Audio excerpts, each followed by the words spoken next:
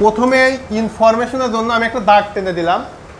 টেনে দেওয়ার পরে এই রবিন, এই ব্যক্তিটা 10 ঘন্টা করে হাঁটছে দৈনিক, এখানে দৈনিক, এবং সে 12 দিন হাঁটছে, ফলে অতিক্রম করছে 480 কিলোমিটার।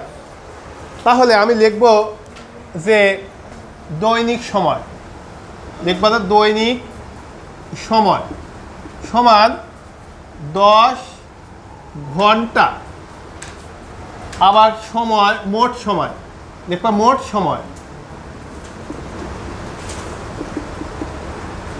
12 দিন। খুব মনোযোগ দিতে হবে। এবং দূরত্ব সমান 480 কিলোমিটার। এটা আমার প্রথম শর্তে বলছে। এবার সে কি বলছে, আবারও দৈনিক এটা দৈনিক সময় 9 ঘন্টা।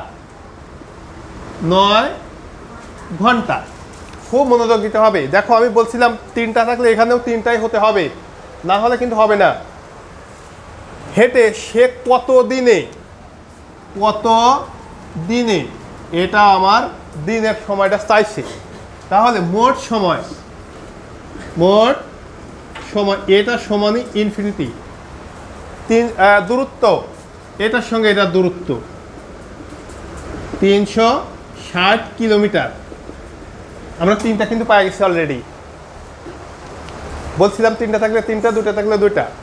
এবার আমার চাইছে সময়, আমার চাইছে কি সময়। আমি সময়টা সর্বডানে লিখব। তাহলে একটু সাদাই লিখব।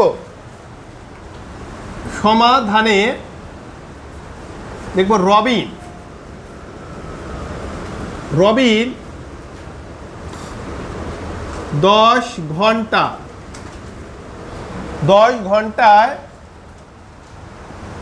ঘন্টায় 480 কিলোমিটার অতিক্রম করে 12 দিনে। এটা আমি একটু সাদায় লিখলাম, যেহেতু আমার দিনের সময়টা, মোট সময়টা চাইছি, সেই জন্য আমি মোট সময়টা শেষে লিখলাম। সোজা কথা। এবার একটু খেয়াল করো যে রবিন 1 ঘন্টায় অবশ্যই কি হবে, 1 ঘন্টায় বেশি যাবে। 1 ঘন্টায় 480 কিলোমিটার অতিক্রম করে 12 গুণন 10 দিনে, তাই না? এবার দেখো এটার কিন্তু পরিবর্তন করি নাই, এই জন্য এখানে কোনো অংশে যায়ও নাই। মনোযোগ দিতেই হবে, না দিলেই ছুটে যাবে। রবিন আবারও 1 ঘন্টায় গেছে 1 কিলোমিটার। 480 থেকে 1 ছোট না? অবশ্যই ছোট। তাহলে 1 কিলোমিটার অবশ্যই ছোট জন্য ভাগ হয়ে গেছে। দেখো 480 এটা ভাগ হয়ে গেছে। এটা আমার প্রথম সেন্টেন্সের কাজ অলরেডি শেষ। তুমি যদি মনে করো আমি এখানে কাটাকাটি করে ছোট নিয়ে আসবো, তাও হবে, কোনো সমস্যা নেই। একটু খেয়াল করো, এই রবিন সাহেবই 360 কিলোমিটার পথ আবার যাবে। 1 কিলোমিটার গেছে না? দেখো রবিন সাহেব 1 কিলোমিটার 1 ঘন্টায়, এটা 1 ঘন্টায় যাবে। 1 ঘন্টায় আচ্ছা, এই রবিন 1 ঘন্টায় 1 কিলোমিটার পথ গেছে কম। ওই 1 ঘন্টায় যদি 360 কিলোমিটার পথ, এটা বেশি হবে না কম হবে? অবশ্যই বেশি হবে। বেশি হলে গুণন হবে। তাহলে 12 গুণন 10 গুণন 360 ডিভাইডেড বাই 480 দিনে।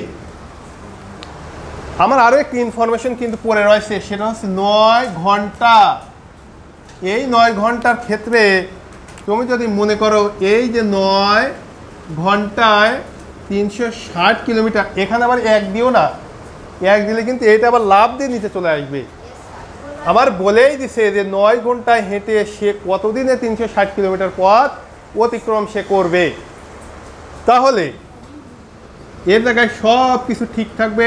12 গুণন 10 গুণন 360 ডিভাইডেড বাই 480, নিচে দিবা হচ্ছে এই 9। এবার একটু কাটাকাটিটা একটু মনোযোগ দেই। প্রথমে এই 0 0 কেটে দাও।